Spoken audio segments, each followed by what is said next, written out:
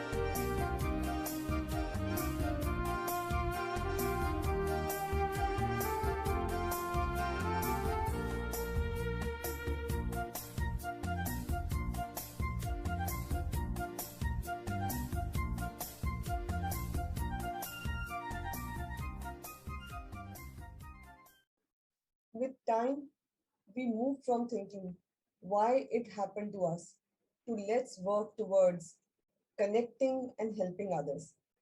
This way, God helped us in finding our purpose of life. In 2015, we started penning down our knowledge gained in this period on the website, built videos, and most importantly, created ALS Care and Support WhatsApp family in India. Gradually, with kind of chain reaction, caregivers of ALS, who are known as CALs, and patients with ALS, who are commonly known as PALs, in India started connecting to these platforms one by one. I guess I have spoken with over 500 people so far. This WhatsApp group has become a medium to traverse these learnings to empower the community to support this tough journey from day-to-day challenges to the level of advanced stages of ventilator and BiPAP setup. Cumulative learning of such ALS patients community in each country is the only guiding light which is helping patients and caregivers to handhold and walk in this tough journey together. Wonderful caregiver we got to know through this India group are really exceptional people, and everyone has their unique journeys and diverse issues to tackle with. We here are only representing one of them. These are these compassionate heart of each member of this ALS community extend their support to each other as a real family, and they are bonded so well that has set an example to the humankind how real relation get formed in any part of the life. This community in India is purely a patient support and advocacy group, which, besides ground level management of issues, works together to build informative resources for ALS, conduct regular Zoom queries, doctor sessions, track worldwide researches, generating buzz at social media, and reaching out to India's policy change officials to help raise ALS community demands. One can listen to any member of this community to get inspired. How family deals with issues ranging from slowly losing an ability to walk, to speak, to feeding difficulty, and going ahead with the critical decision of feeding tube placement and installing BiPAP and ventilator when the breathing muscles gets impacted.